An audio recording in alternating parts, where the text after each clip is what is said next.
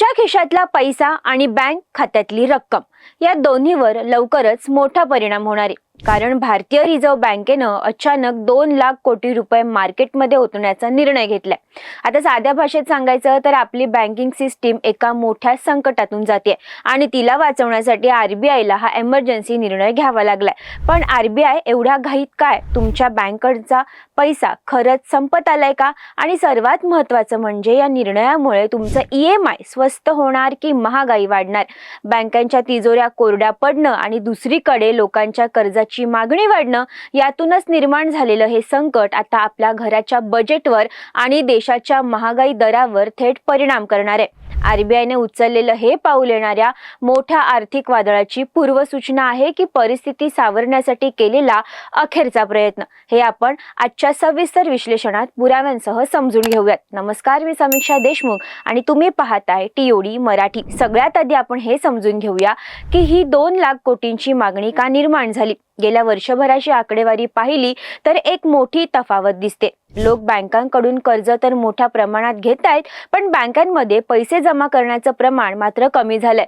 कर्ज वितरणाचा वेग 15% वर आहे, तर ठेवी वाढण्याचा वेग केवळ 12% आसपास आहे। म्हणजेच बँकांमधून बाहेर जाणारा पैसा जास्त आहे आणि आत येणारा कमी। यालाच अर्थशास्त्रात लिक्विडिटी क्रंच असं म्हणतात।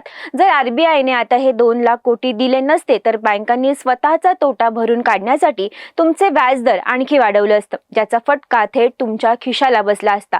पण या संकटामागे एक दुसरं आणि महत्त्वाचं तांत्रिक कारण आहे, ते म्हणजे आरबीआयचा विदेशी चलन बाजारातील हस्तक्षेप।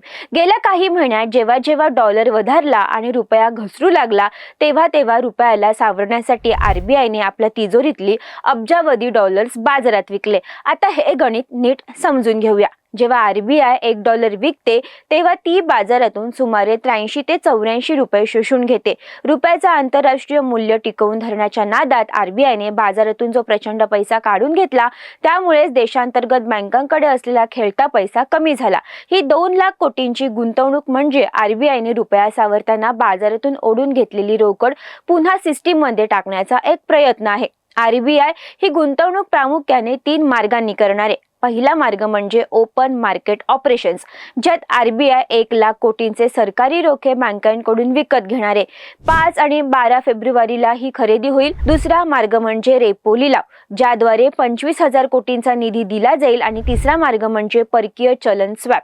पण तज्ञांच्या मते बँकांनी 3 ते 5 लाख कोटींची मागणी केली होती, त्यामुळे आरबीआयने दिलेली ही 2 लाख कोटींची मदत म्हणजे तहानलेल्या थेंबभर पाणी अशी आहे की काय, अशी शंका आजही उपस्थित केली जाते। आता वळूया या सर्वात महत्त्वाच्या मुद्द्याकडे, तो म्हणजे इन्फ्लेशन रेट, म्हणजेच महागाईचा दर। जेव्हा बाजारात पैशांचा पुरवठा वाढतो तेव्हा लोकांची वस्तू विकत घेण्याची क्षमता वाढते आणि पर्यायाने वस्तूंचे भाव वधारतात। आरबीआयने 2 लाख कोटी रुपये सिस्टीममध्ये ओतल्यामुळे महागाईचा दर आणखी वाढण्याची दाट शक्यता निर्माण झाली आहे। सध्या महागाईचा दर आरबीआयच्या 4 ते 6% मर्यादेत असला तरी या गुंतवणुकीमुळे पेट्रोल, डिझेल आणि जीवनावश्यक वस्तूंच्या किमतीवर पुन्हा ताण येऊ शकतो। यालाच इन्फ्लेमेशनरी प्रेशर असं म्हणतात। महागाई वाढण्याच्या भीतीमुळे 6 फेब्रुवारीच्या धोरणात आरबीआय व्याजदर कमी करण्याची शक्यता आता पूर्णपणे धूसर झाली आहे। निष्कर्ष असा की आरबीआयने बँकांना सावरण्यासाठी दिलेला हा 2 लाख कोटींचा बूस्टर डोस भविष्यात महागाईचा भडका उडवणारा ठरू शकतो की अर्थव्यवस्थेला नवी गती देणारा ही येणारा काळच ठरवेल। एका बाजूला बँकिंग सिस्टीम वाचवायची आणि दुसऱ्या बाजूला महागाई रोखायची, अशी दुहेरी कसरत आरबीआयला करावी लागणार आहे। 1 फेब्रुवारीचा केंद्रीय अर्थसंकल्प आणि त्यानंतर येणारा महागाईचा नवा निर्देशांक यावरच आता देशाचं आर्थिक भवितव्य अवलंबून असेल। आरबीआयचा हा निर्णय तुमच्या आर्थिक नियोजनावर कसा परिणाम करेल असं तुम्हाला वाटतं? कमेंट्समध्ये तुमचं मत नक्की मांडा। तर व्हिडिओला शेअर करा आणि टीओडी मराठीला सबस्क्राईब करायला विसरू नका।